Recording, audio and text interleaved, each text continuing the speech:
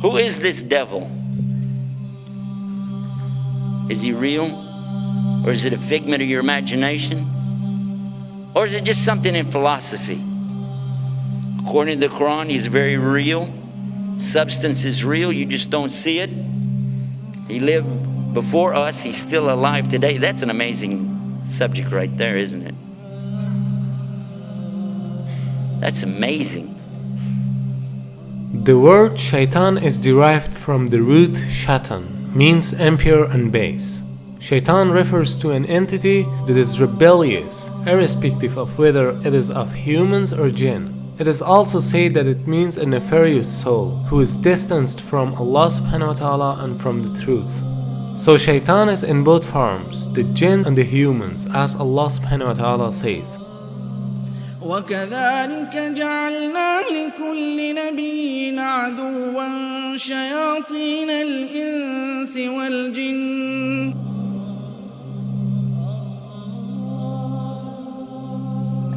Now what is this about the jinn? Why do you have to believe in that? Well, they're part of something called al-ghaib. Al-ghaib means the things you don't see, the unseen.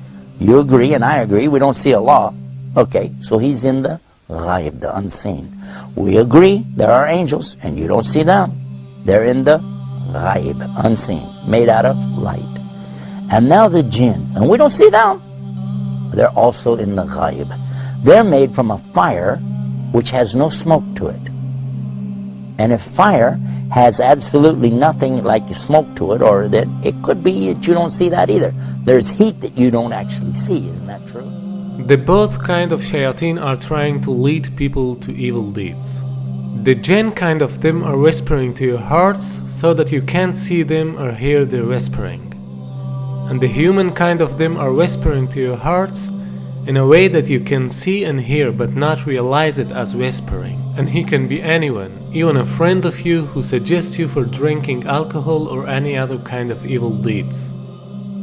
As far as the question is concerned with Iblis, it should be noted that Shaitan is a common noun, whereas Iblis is a proper noun. Iblis is also from among the Jinn, who was the first creature that disobeyed Almighty Allah's command. We don't see the jinn, but we said that they have choices, and they were making choices even before Adam or human beings were ever created. And their choices were sometimes good, sometimes bad. From them comes the one we call Lucifer or Iblis. And who is that? Who is Lucifer? Who is Iblis? You might say he's the devil, the Satan or Shaitan as he's called in the Arabic language.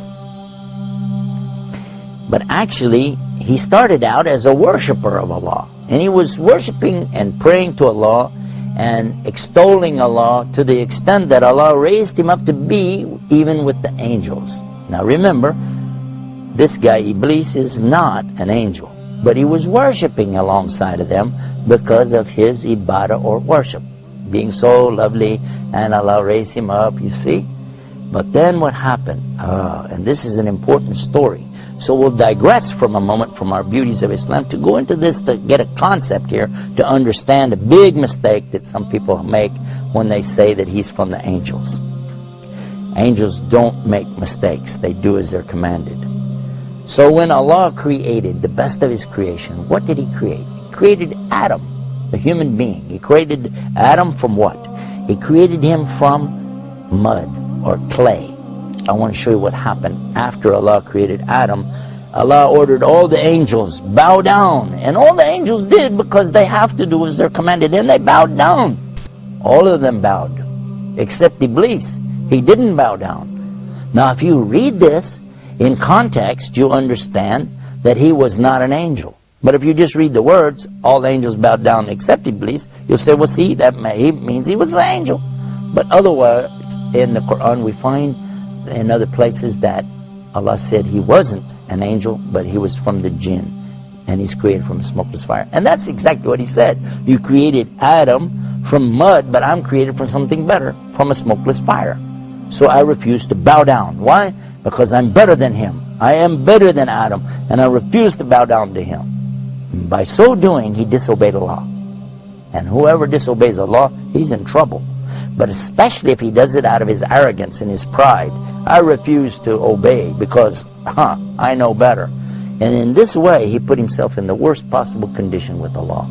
Allah condemned him to hell forever. And he said, I don't even care. Just let me take him, meaning Adam, and his children along with me to hell. What? For what? Because of this thing called pride or arrogance. Kibr in the Arabic language.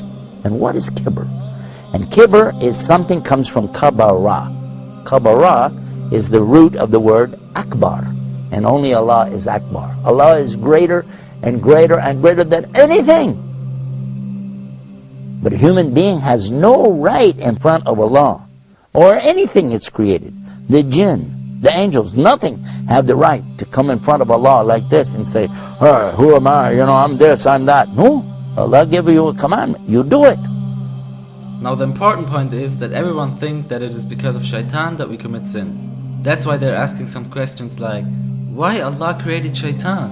Or why Allah didn't finish Shaitan so that we wouldn't commit sins? Here's a misunderstanding. Shaitan cannot do anything more than whispering.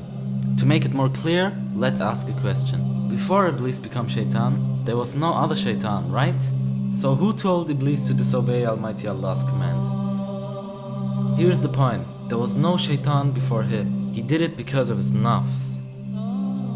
Suppose that even if there was no Shaitan, still we'd have nafs. So we'd commit sins. Because this world is a test for the mankind and the jinn kind. Now same as the case with Iblis, he is also in this test because he is a jinn and he has nafs.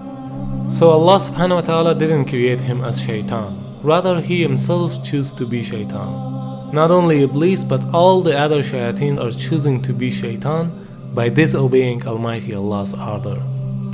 Now, what happened next? Well, that's when Allah told Adam that he could have anything that he wanted in all of the paradise. Go ahead, enjoy. But there's one tree, don't eat from it. Of course, you know what's going to happen. And the devil came to him and to Eve and got them to eat from that tree. And they were cast down because of that. But Allah knew from the beginning they would eat from it. That's why Allah put it there. Because this life, and this is the whole reason for me telling you this story, so you can get this one beauty of Islam, to understand this one thing. This life is nothing more than a test. The obvious point is that Iblis was the first of all shayateen. Therefore, he is the leader of them. And all shayateen are tools for this test, even though they are also giving test.